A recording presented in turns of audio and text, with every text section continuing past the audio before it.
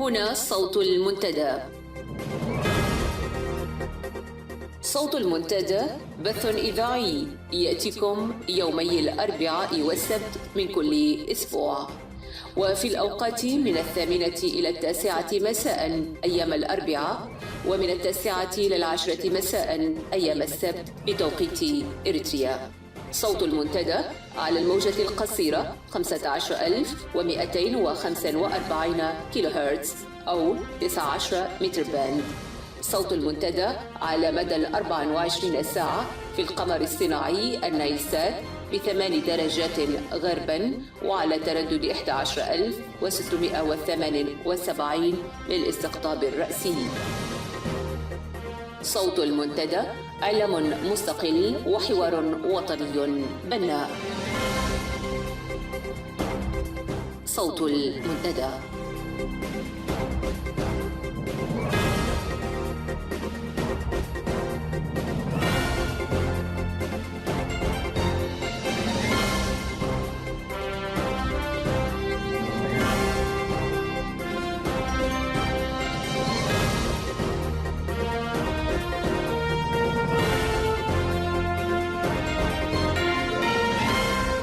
مستمعي ومستمعات صوت المنتدى، سلام الله عليكم ورحمته وبركاته.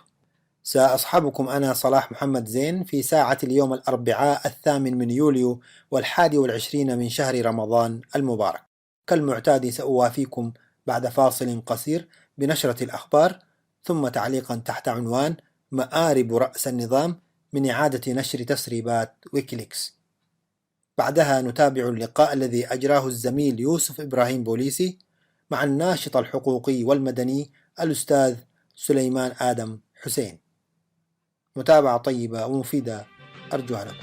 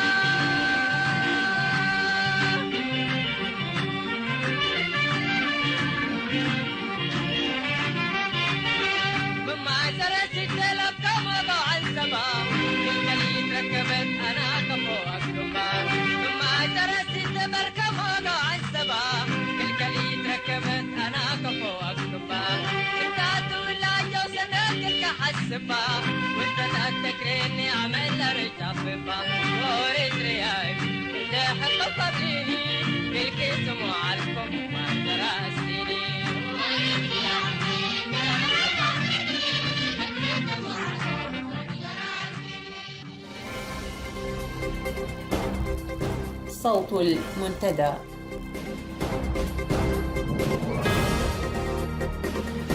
هذه نشرة الأخبار في مستهلها العناوين: مقتل جندي وإصابة آخر في هجوم على سيارتهما. النظام يجبر المواطنين على التوقيع في صكوك براءته. انقطاع التيار الكهربائي عن عصب وضواحيها.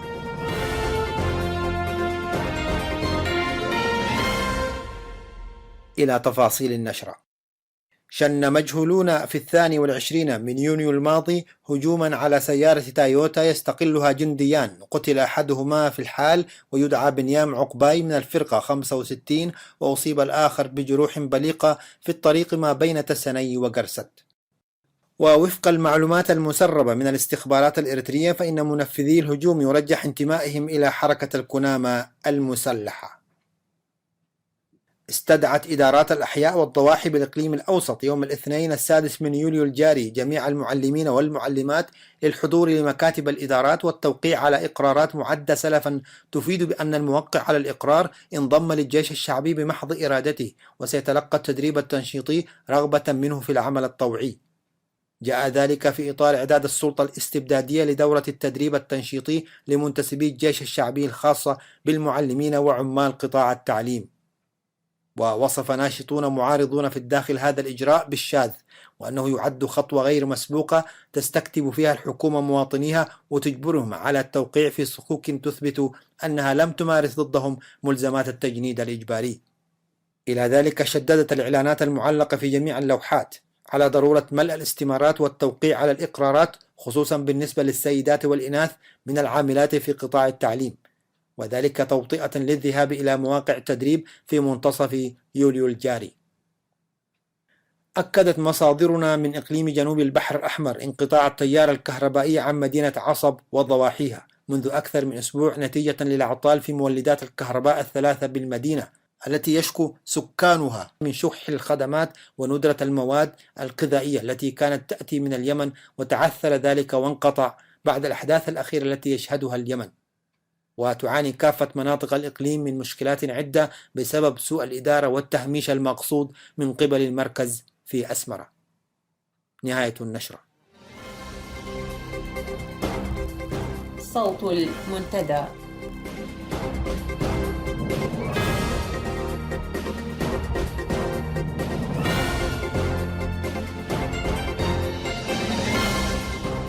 مآرب رأس النظام من إعادة نشر تسريبات ويكيليكس.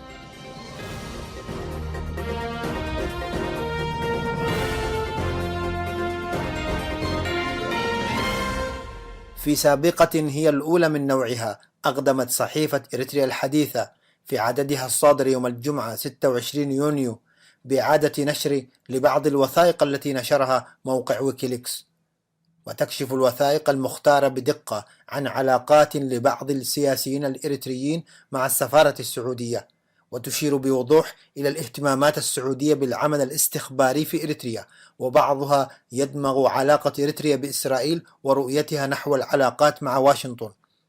وعادت الصحيفة نشر تلك الوثائق المختارة في الطبعتين العربية والتجرينية بدون تعليق تحت عنوان صدق أو لا تصدق، ولأنه وكما أسلفنا أن سلطات هيجدف وأجهزتها الدعائية لم تقم في أي وقت سبق بنشر أو إعادة نشر لأي وثيقة أو خبر يتناول إريتريا بشكل سالب أو يكشف ما يدور فيها من أحداث أو ما يدور في أذهان قادتها من أفكار مجرمة، كانت عملية إعادة نشر الوثائق الخمسة المنتقاة مثار للاستقراب ومدعاة لطرح علامات الاستفهام حولها. لذا كان علينا السعي لقراءة الدوافع من وراء تلك العملية التي وبالضرورة خطط لها طاغية أسمرة لتحقيق مكاسب سياسية على الأقل، إن لم تكن لها مآرب أو أوجه استفادة أخرى. دوافع حكومة إريتريا لإعادة النشر كثيرة، لكن يمكن إيجاز أهمها في النقاط الآتية. أولا، تأكيد أن المملكة العربية السعودية سعت وحتى وقت قريب لتغويض الأوضاع في إريتريا، وبذلك تكون السعودية ضالعة في تأزيم الأوضاع الداخلية الإريترية عبر انحيازها لجزء من المجتمع الإريتري، والمقصود هنا هو الشق المسلم من المجتمع الإريتري، وبذلك يسهل لاحقا إلصاق تهمة العمالة والتخابر لأي إريتري له صلة بالسفارة السعودية.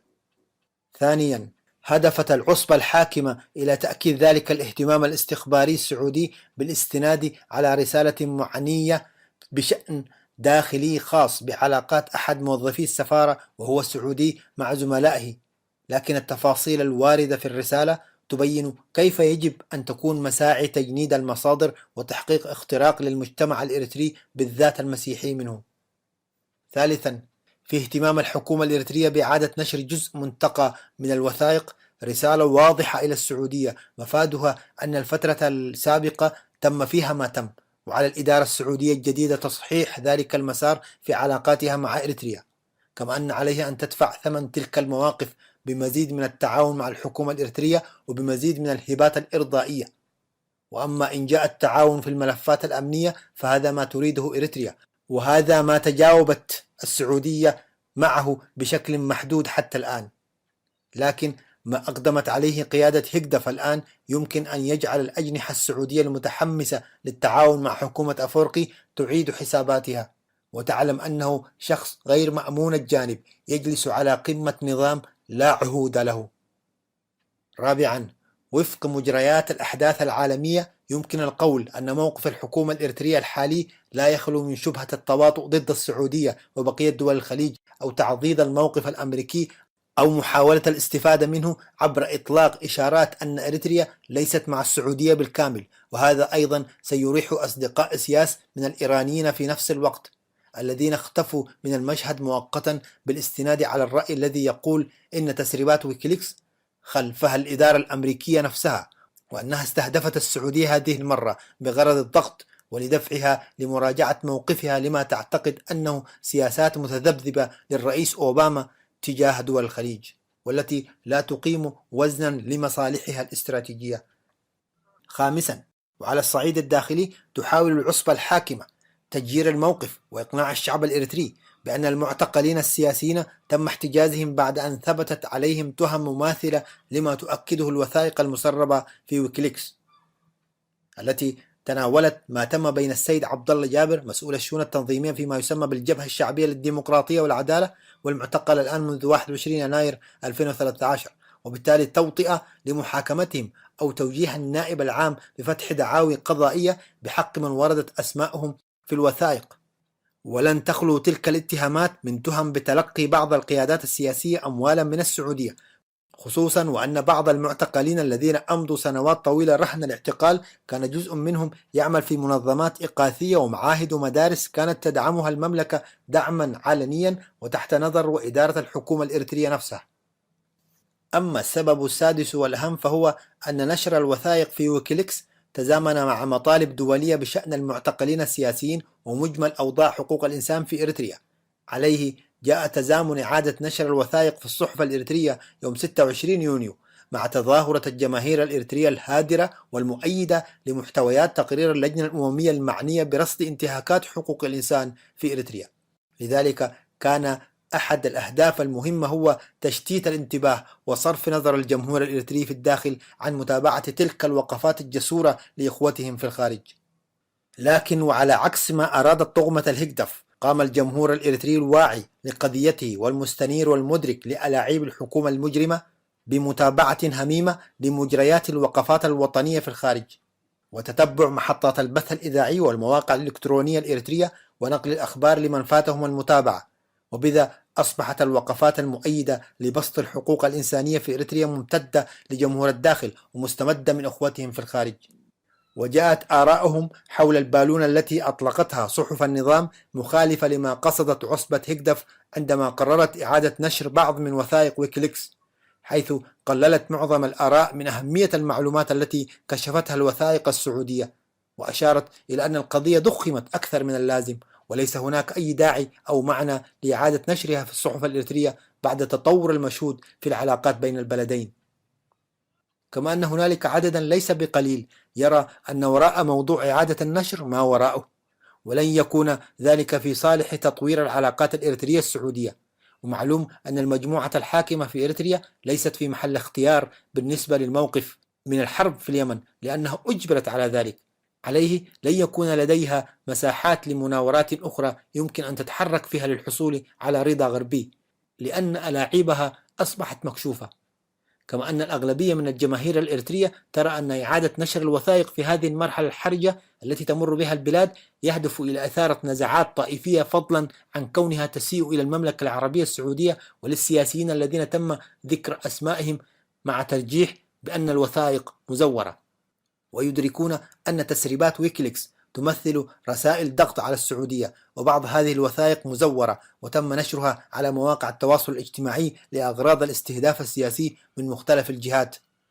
كما اتفقت جميع الآراء على عدم إمكانية تحريك دعاوي جزائية اعتمادا على وثائق نشرت في الإنترنت، لأنها تعتبر قانونيا قرائن بلا أدلة وحجج وإثباتات قد تؤيدها الوثائق المسربة أو المفبركة وقد لا تؤيدها. لكن المقلق أن قانون الإجراءات الجنائية المعمول به في إريتريا الآن يجيز عقوبة الإعدام على من ثبت عليه التورط في الخيانة العظمى أو التخابر مع جهات أجنبية.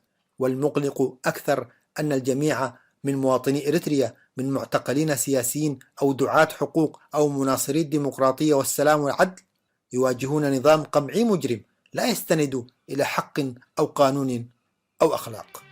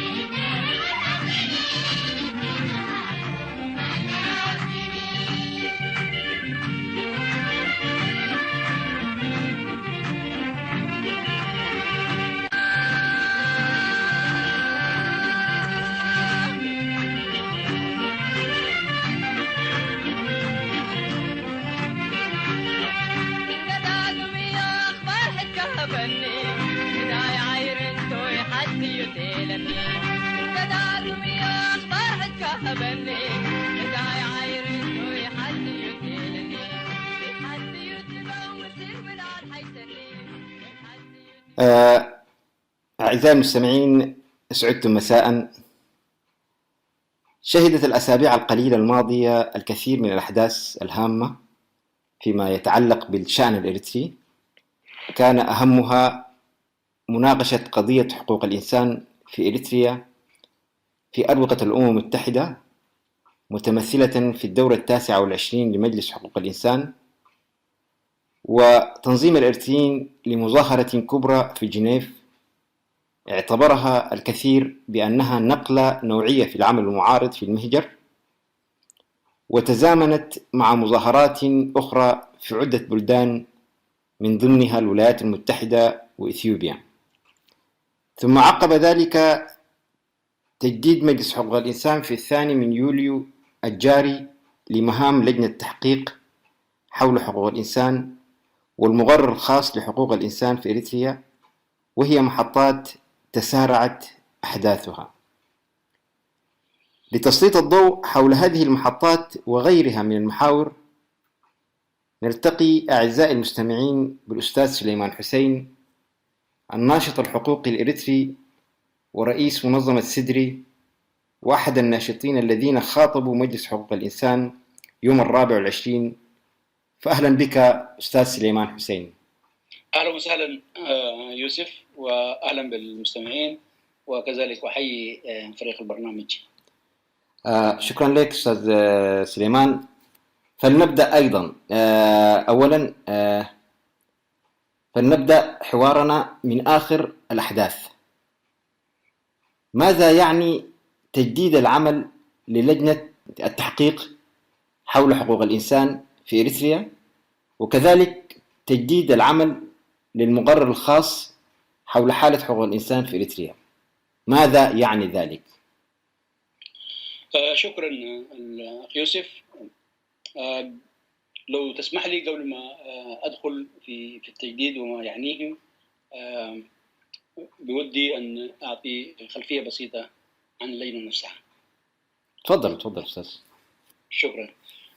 طبعا يعني كما تعلم كان قد تم إنشاء هذه اللجنة، أي لجنة التحقيق من أوضاع حقوق الإنسان في إريتريا، ليعبروا مدى اهتمامه وانشغال المجتمع الدولي الممثل في مجلس حقوق الإنسان واللي هو تابع للأمم المتحدة للأوضاع المتردية والمأساوية في إريتريا. وليشكل أيضا نقلة نوعية في كيفية تعامل هذا المجلس أو المجتمع الدولي مع نظام فشلت معه كل الوسائل الأخرى المعلنة منها والغير معلنة. ويأتي إنشاء هذه اللجنة أيضا على خلفية تقريرين مهمين جدا قدمتهما المقرر الخاص لأوضاع حقوق الإنسان في إريتريا، والتي هي أيضا كانت قد أنشأت بموجب قرار مجلس حقوق الإنسان نفسه في العام 2013. بعد تقريرين من هذه اللجنة ورفض الحكومة الإريترية من السماح لها بالوقوف على أوضاع حقوق الإنسان في إريتريا وتقديم تقريرها إلى مجلس حقوق الإنسان كما حدد لها في صلاحياتها. رأى المجلس وأعضاء المجلس بأن أوضاع حقوق الإنسان في إريتريا ماشية في تدهور، وبما أنه النظام الإريتري يستمر في سياساته رفضه في التعامل مع كل أدوات المجتمع الدولي.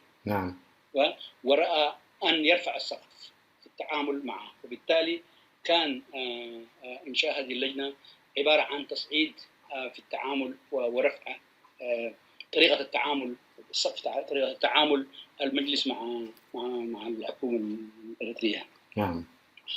كان أيضا يعبر عن مدى كما قلنا انشغاله وانزعاجه، لأنها أي المقرر الخاص السيدة شيلا كيراتوس قدمت تقريرين كشف التقريرين مدى ضخامة الوضع المتردي لأوضاع حقوق الإنسان في إريتريا للعالم بشكل أوضح مما كان عليه سابقا. فإذا بما أنه السيدة شيلا كيراتوس في تقريرها بالذات الأخير منه قدمت صورة قاتمة جدا لأوضاع حقوق الإنسان في إريتريا، تداول المجلس كيفية التعامل مع الرفض المستمر للحكومة الإريترية لوجود انتهاكات حقوق الإنسان في إريتريا. كان لابد من رفع السقف، وبالتالي تم إنشاء لجنة التحقيق اللي هي تمتع بصلاحيات وإمكانيات أوسع من المقرر الخاص. وكان أعطي لها صلاحيات التحقيق فيما ذكر في تقريرين للمقرر الخاص عن أوضاع حقوق الإنسان في إريتريا، التحقيق حولها وتقديم تقرير بشأنه للمجلس. إلا أنه بعد عام من العمل أتى اللجنة بتقرير كما تابعناه في وسائل الإعلام يتكون من 500 صفحة، وكما عبر عنه رئيس المجلس نفسه في الدور 29 بأن أوضاع حقوق الإنسان في إريتريا هي واسعة الانتشار جسيمة وهي ممنهجة ووصلت إلى الحد الذي لا يمكن للمجتمع الدولي أن يتناساه أو يسكت عنه يعني. أن يسكت عنه بالضبط. دي كلمات رئيس المجلس. وأورد كذلك أشياء جد خطيرة ومقلقة في نفس الوقت، اللي هي عن احتمال وجود انتهاكات حقوق الإنسان ترتقي إلى جرائم ضد الإنسانية. طبعا هذا الاحتمال نفسه أغلق المجلس وأعضاء المجلس، وبالتالي كان لابد من إعطاء صلاحية للتحقيق لإجراء مزيد من التحقيق حول ما قيل عن وجود انتهاكات من حقوق الإنسان ترتقي إلى جرائم ضد الإنسانية. فده من أهم الأسباب التي دعت المجلس أن يجدد صلاحية ليس فقط أن يمدد صلاحية، بل أن يزيدوا في صلاحياته، بحيث اللجنة يكون لها صلاحيات النظر ليس على انتهاكات حقوق الإنسان في مجمله، إنما أيضا وبشكل خاص على عن وجود جرائم ضد الإنسانية التي لم يكن في صلاحياتها في العام السابق. أعتقد هذا بإيجاز عن الأسباب التي دعت المجلس إلى تجديد الصلاحية، تمديد الصلاحية وإضافة صلاحيات أخرى للجنة بحيث تنظر إلى جرائم ضد الإنسانية. بس كما هو معلوم أن النظام سوف لن يقبل أو سوف لن يسمح لهذه اللجنة أو المقرر الخاص بزيارة إريتريا والتحقق من الوضع حالة حقوق الإنسان في إريتريا على أرض الواقع. فلا أدري كيف سيتم التحقق من جرائم ضد الإنسانية في إريتريا دون السماح لها بزيارة إريتريا مثلا يعني. طبعا دي من المشاكل أو الصعوبات التي واجهت المقرر الخاص التي عملت لفترة ما يقارب 3 سنوات في تحري موضوع حقوق الإنسان في إريتريا، وكذلك اللجنة في العام المنصرم. وهذه الصعوبة لا زالت موجودة، إلا أنه وبغياب التعامل الإيجابي من الحكومة الإريترية الذي في حد ذاته مما يعني بأن الأوضاع هي سيئة لدرجة أنه لا يستطيع أن يسمح للجنة تابعة للأمم المتحدة أن تقف بنفسها على الحقائق. إلا أنه في ال10 سنوات الماضية العالم يعرف بأن الإريتريين يخرجون من البلاد بالآلاف، وبالتالي هناك عدد ضخم من الضحايا، ضحايا انتهاكات حقوق الإنسان التي قابلتهم الحكومة. فبالتالي للجنة وسائل للتحقق من ما تريده في غياب تعامل إيجابي للحكومة الإريترية، وهذا إن دل على شيء إنما يدل عن فخامة رداءة الأوضاع في إريتريا، وكذلك أيوة. نعم معك. طيب أستاذ سليمان، لقد ذكرت هنالك صلاحيات إضافية، يعني ماذا تعني؟ هل ممكن توضح أكثر حول هذا الموضوع؟ اللجنة عندما تم إنشاؤها العام الماضي لم تكن تتضمن صلاحياتها بشكل محدد النظر إلى التحقيق في ما قيل عن وجود انتهاكات لحقوق الإنسان ترتقي إلى درجة الجرائم ضد الإنسانية. الآن لها هذه الصلاحية. أوكي. هي تعتبر صلاحية تحقق من جرائم ضد الإنسانية، تعتبر صلاحية إضافية. أيوة، لأنه لم يكن بشكل واضح محدد في القرار الذي مهد لإنشاء اللجنة العام الماضي، إلا أنها هي إحدى الأسباب التي دعت المجلس أن يمدد لصلاحياتها حتى تتحقق عن ما قيل وجود انتهاكات لحقوق الإنسان ترتقي إلى جرائم ضد الإنسانية. طيب أستاذ سليمان، بالتأكيد هنالك جرائم، وكذلك النظر إلى وسائل إجبار الحكومة الإريترية، لأن التقرير ضمن ما تضمن، طبعا التقرير فيه أشياء كثيرة، ضمن ما تضمن أيضا حدد كذلك المسؤوليات، الجهات التي تكون مسؤولة اعتبرتها اللجنة مسؤولة لانتهاكات حقوق الإنسان في إريتريا. وبالتالي هناك أيضا في القرار الذي تمت المصادقة عليه يوم 2 من يوليو الماضي إيجاد وسائل تفرض أو تجبر الحكومة الإريترية من تحمل مسؤولياتها تجاه الانتهاكات التي تتم في إريتريا. ماذا يعني ذلك أستاذ سليمان؟ مزيد من التوضيح. لا أدري بالضبط ماذا يعني، إلا أنه هناك جهات وقف عليها التقرير باعتبارها تتحمل المسؤولية الأولى في الانتهاكات حقوق الإنسان. وبالتالي إريتريا بحكم أنها دولة عضوة في الأمم المتحدة وموقعة على عدة مواثيق تمنع مثل هذه الانتهاكات، عليها مسؤوليات. أولا الكشف عن حقائق، السماح للجنة بالتحقيق وإجراء تحقيقات داخلية وإيجاد وسائل في داخل البلد نفسه من أجل التحقيق، وتقديم من هم مسؤولين من تلك الانتهاكات إلى العدالة.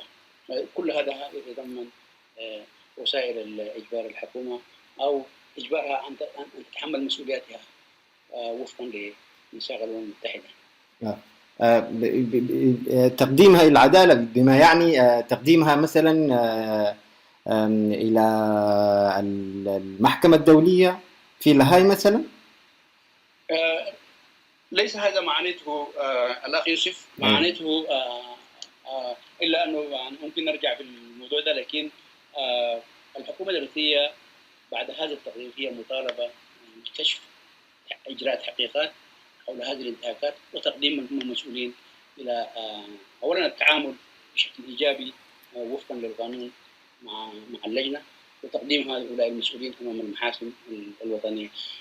إلا أن هذا لا يعني بأن اللجنة قد لا تنظر إلى وسائل أخرى كما هو متبع في النظام العالمي إذا تأكدت من وجود انتهاكات يعني ترتقي إلى جرائم ضد الإنسانية. هناك محكمة دولية، هناك مجلس الأمن، هناك وسائل أخرى قد يقررها في حينها رئيس المجلس بالتشاور مع الأمين العام المتحدة. ممتاز. بالعودة قليلا قبل تجديد عمل لجنة التحقيق والمقرر الخاص في 24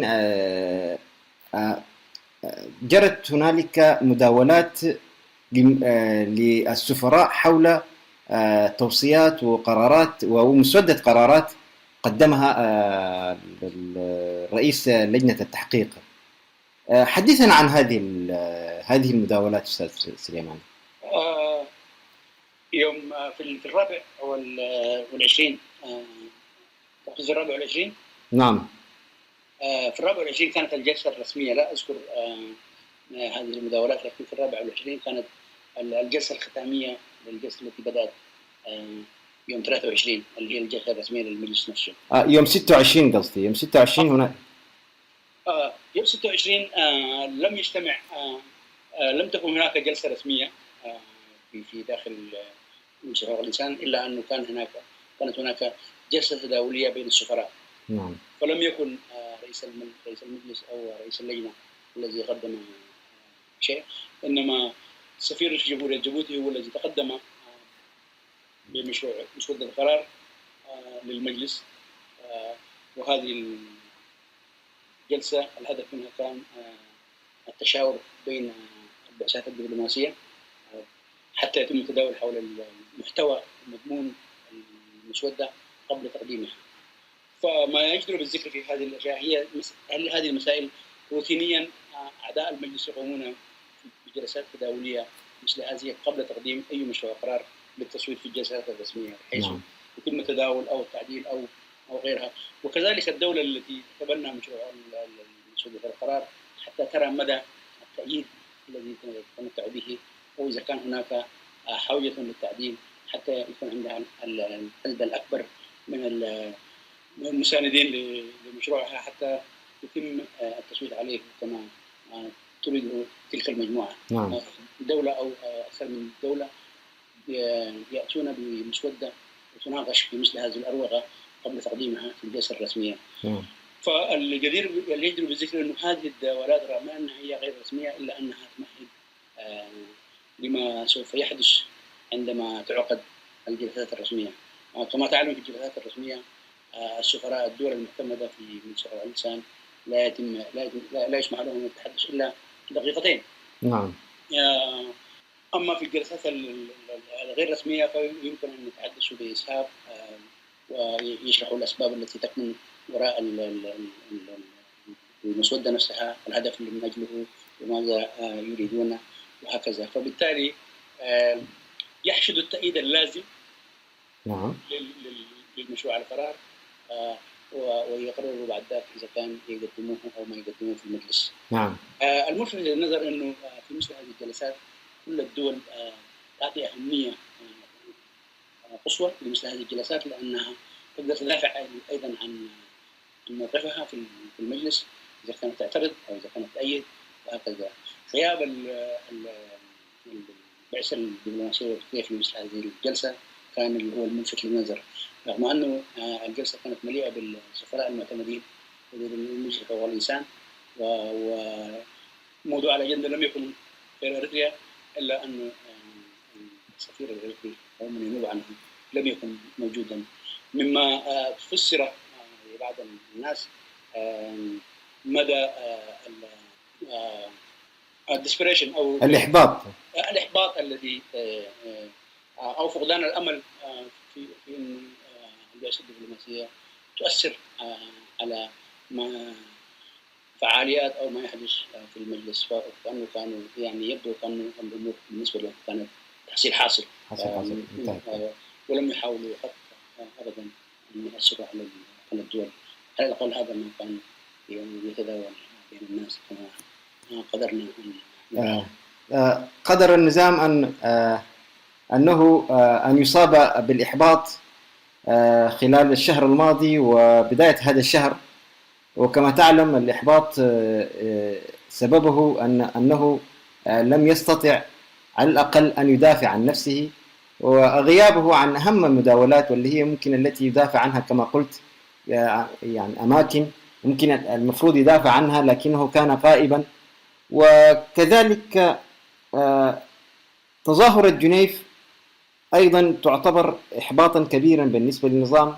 طبعا نحدث إلى نذهب إلى تظاهرة جنيف. تذكرت حاجة يا يوسف معلش. نعم تفضل.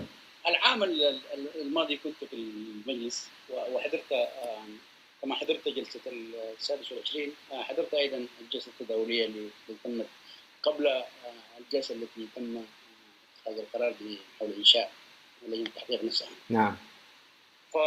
ولأول مرة السفير الصومالي عندما طرح مسودة وكان تم تأييد من سفير فرنسا وما أذكر غيرهم من السفراء، عندما طرح مشروع أو مسودة القرار من أجل إنشاء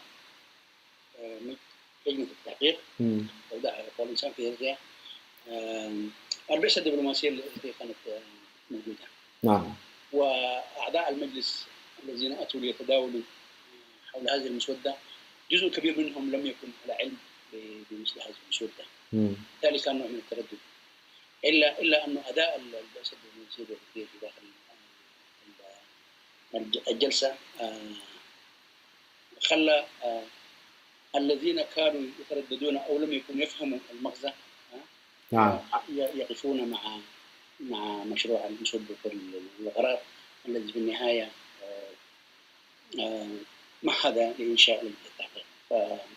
فمثل هذه الجلسات كما قلنا سابقا هي تستخدم لحشد التأييد أو للدفاع عن موقف لدولة معينة، إلا للأسف لكن في الحالة الألفية الوجود نفسه كان مضر، فده ما حبيت أقول لأنه أثر سلبا على تعامل السفراء الآخرين مع مسودة القرار. نعم. طبعا عن جهية النظام تظهر في ممثليه أيضا، وكان سببا أيضا في تمرير هذا القرار العام الماضي، أتذكر ذلك أيضا. يا أخي ضيعوا تقريبا حوالي نصف ساعة من مداولات الجلسة في محاولة اعتراضهم على سماح رئيس الجلسة لبعض النشطاء الحقوقيين الوطنيين أن يأتوا بدورهم، لأنه في مثل هذه الجلسات وكما هي في الجلسات الرسمية ليست فقط الدول أو السفارات المعتمدة، البعثات الدبلوماسية المعتمدة التي تدي رأيها، مسموح أيضا للحقوقيين أن يشاركوا في المداولات في الجلسة الرسمية وغير الرسمية. وعندما حاولنا أن نطرح وجهة نظرنا حول أوضاع حقوق الإنسان في بلادنا اعترض الممثل الأوروبي، وتقريبا الجلسة تحولت إلى محاضرات وضيع حوالي نصف ساعة أنا أذكر. وبالتالي حتى أولئك السفراء الذين لم يكونوا متأكدين إذا كانوا حيأيدوا المسودة أم لا، إنهم اعترضوا على عنجهية الدبلوماسية الأوروبية وأيدوا ولم تطالب ولا بعثة دبلوماسية بعد الجلسة الختامية من التصويت أو الاعتراض. نعم. طبعا وهذه العقلية عقلية التسلط والقمع، ويحاولوا أن يسقطوها حتى في الخارج يعني. وهذه هي المهم. المحور الثاني الذي أود أن أتناقش فيه أود أتحاور فيه معك هو تظاهرة جنيف. يقال بأنها كانت نقلة نوعية في العمل المعارض، سواء من حيث العدد الهائل الذي اشترك فيها أو من حيث فعاليتها. ما هو الذي جد في لحد ما نقول أنه جنيف هي نقطة تحول ما بين مرحلتين، مرحلة ما قبل جنيف، مرحلة ما بعد جنيف؟ ماذا يعني ذلك الأخ سليمان؟ كما تفضلت الأخ يوسف، هي فعلا نقطة تحول بكل ما تعنيه الكلمة من معنى، لأنه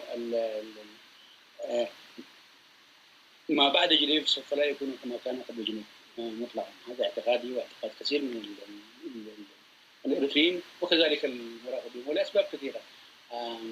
مغزى ما حدث في هذا اليوم التاريخي اللي هو يوم الجمعة 26 من يونيو في جنيف ليس فقط في العددية، رغم أهميتها طبعا. لأول مرة المعارضة الأمريكية تحشد تأييد يتفوق على ما تحشده الحكومة الأمريكية بما لها من الإمكانات طبعا، ليس لأنه لديها التأييد في الداخل في الأوساط الأمريكية، إلا أنه لأسباب كثيرة، لأن الأوروبيين هناك خوف على تبعات الظهور الممارسة المعارضة بالعلن، الناس تخاف على أهاليها.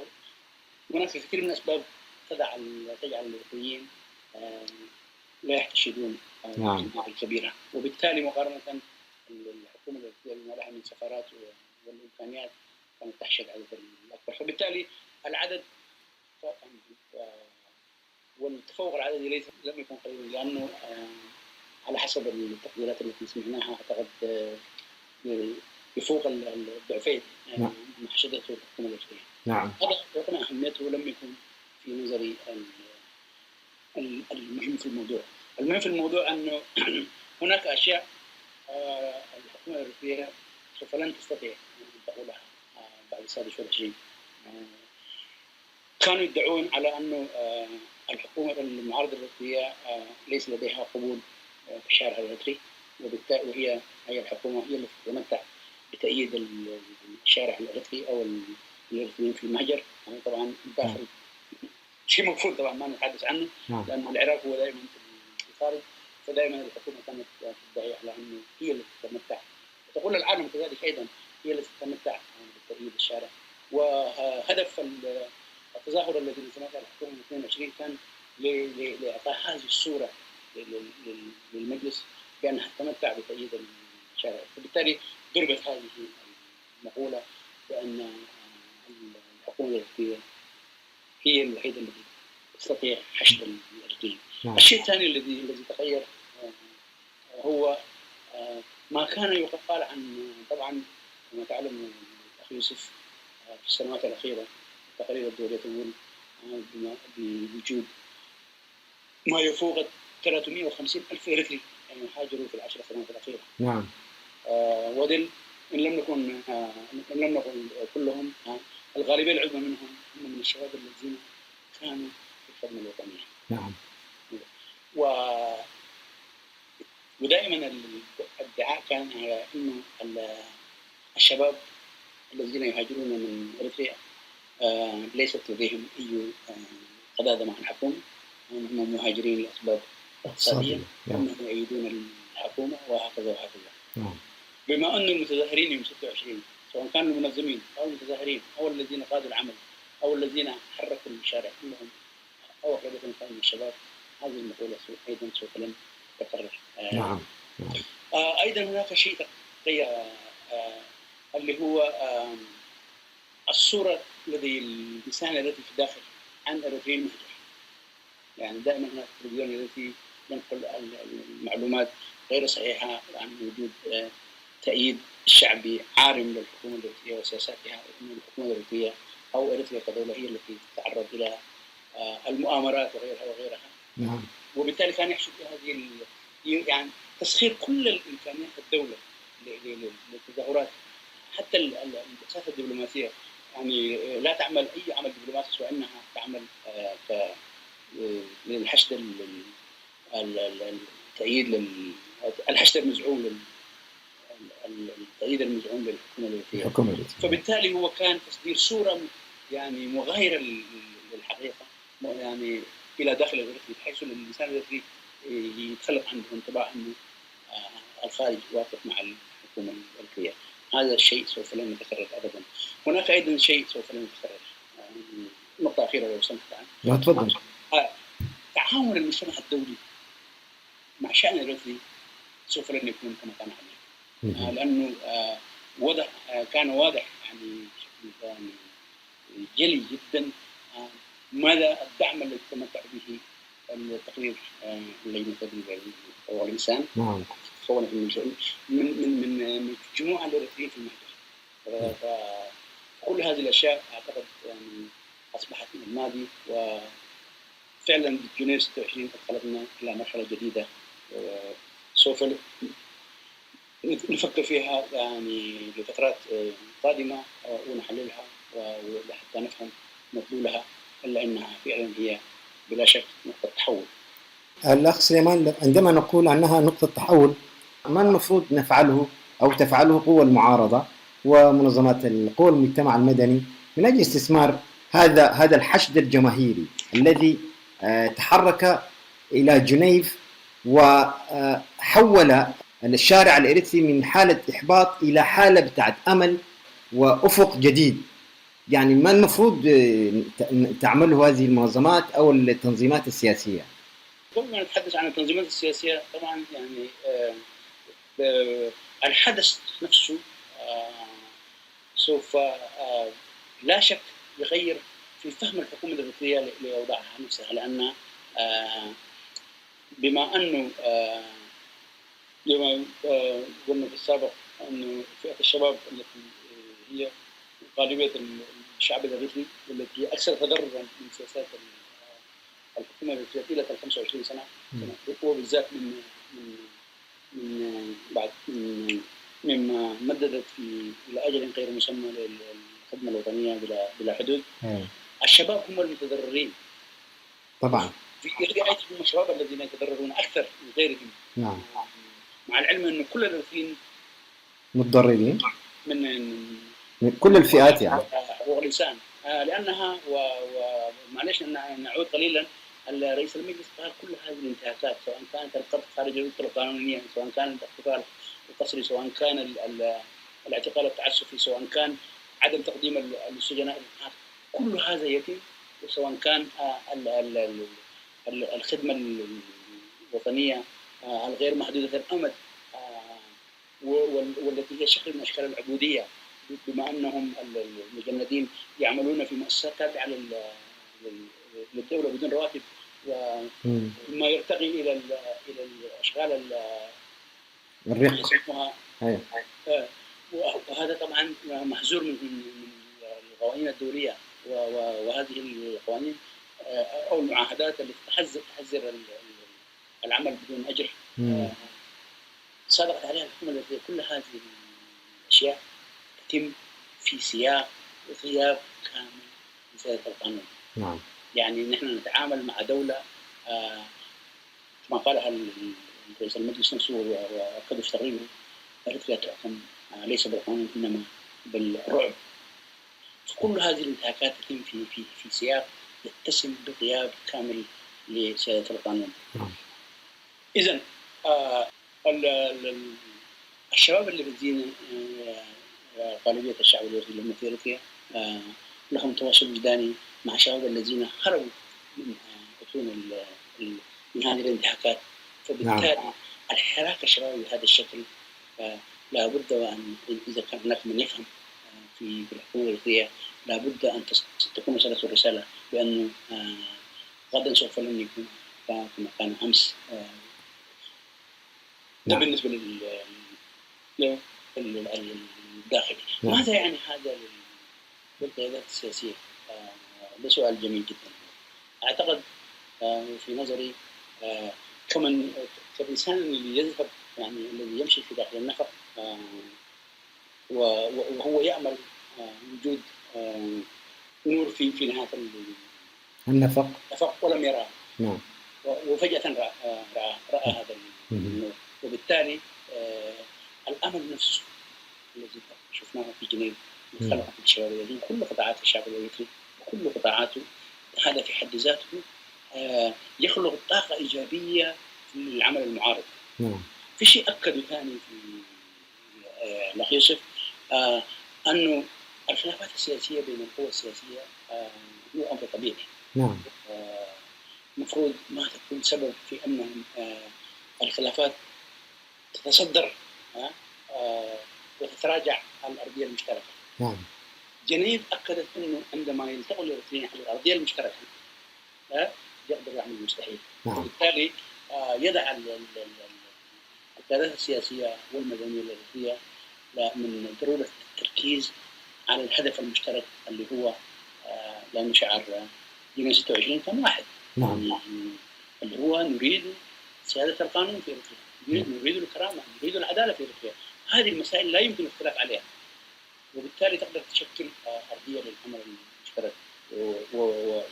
وأنا متفائل أنه هذا الدرس وصل للجميع، والمعارضة الأفريقية عليها أن تحل هذه الظاهرة، وعليها أن تراجع حساباتها، وعليها أن تراجع طريقة تعاملها مع بعضها البعض، وطريقة تعاملها مع المجتمع الدولي، وطريقة تعاملها مع الوضع بشكل عام، والانتقال إلى مرحلة جديدة يعني أيضا تغيير أساليب التعامل مع الماضي. المستقبل يتطلب بالضرورة طرق جديدة للتعامل معه. جميل. من هذه الناحية أيضا نقدر نسمي جنيه 26 نقلة نوعية أو نقطة تحول للجميع. أوكي. الأخ سليمان، طيب تحدثت ولو أنك تطرقت إلى العلاقة الوجدانية ما بين الداخل والخارج من خلال التحرك الشبابي الذي ظهر يعني في جنيف، أو الحشد الجماهيري الكبير واللي كانت فئة الشباب فيه يعني كان عندها الدور الأكبر. من خلال هذا يعني أنا عايز شيء معين، يعني ما يمثله هذا الحراك ودفعه للحراك الداخلي اللي موجود اللي نحن بنسمع عنه بشكل أو بآخر. يعني إيش اللي ممكن في دفع الحراك الداخلي، واللي هو الحراك الداخلي مهم جدا في إسقاط النظام. يعني الحراك الداخلي والخارجي لهم دور طبعا مكملين لبعضهما. هنا الدور الدبلوماسي لأنه في حرية حركة في الخارج، أما الحراك الداخلي طبعا في كثير من المسائل التي تمنعه من التحرك الحر كما نعلم نتيجة لأن النظام هو قمعي ولا يسمح بأي تحرك حر يعني. ولكن هنالك طبعا كما نعلم هنالك حراك داخلي. هل تفتكر سيكون لجنيف دورا في دفع هذا الحراك إلى الأمام؟ أعتقد ذلك الأخ يوسف، لأنه التخلص من جدار الخوف هو مرحلة مهمة وحاسمة في التخلص من الاستبداد الذي فرض نفسه في أوروبا. يعني أذكر الشاعر اللي يقول نسيت الشاعر التونسي أبو القاسم الشرقي فلا بد لليل أن ينكسر ولا بد للقيد لا بد لليل أن ينجلي ولا بد للقيد أن ينكسر. يعني ما في هناك نظام استبدادي أو ديكتاتوري يحكم الشعب بعد اللحظة التي قرر أن يكون الشعب لا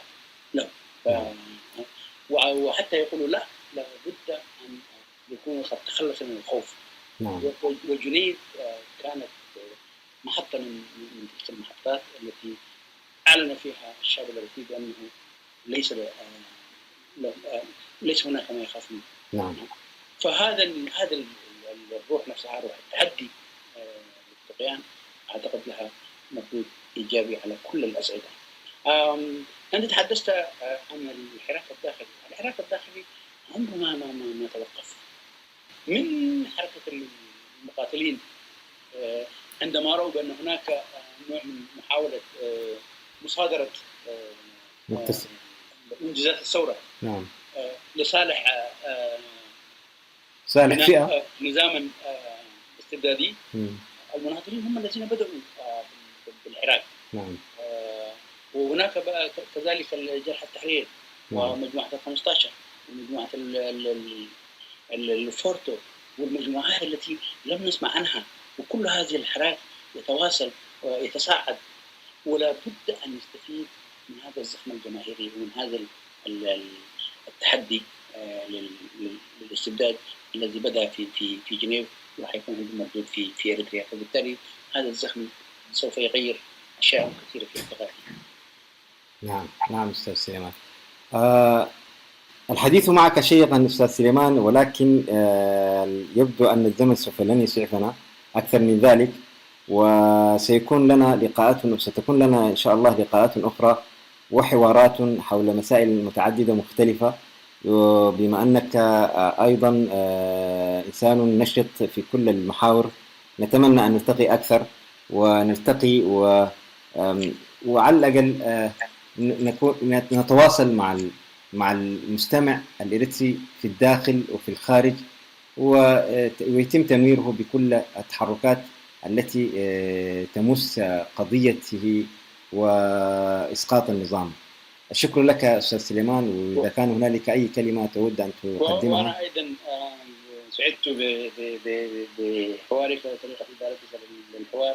وبالمناسبة استمعت على التقرير أو النقل اللي كنت فيه لتظاهرة 26 وعجبت بالطريقة والحماس الذي كان يبان في صوتك عندما نقلت ذلك الحدث التاريخي.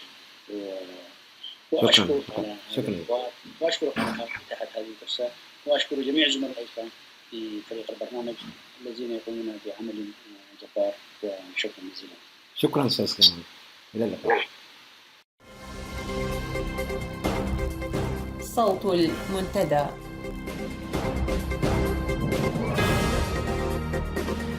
هذه نشرة الأخبار في مستهلها العناوين: مقتل جندي وإصابة آخر في هجوم على سيارتهما، النظام يجبر المواطنين على التوقيع في صكوك براءته، انقطاع التيار الكهربائي عن عصب وضواحيها.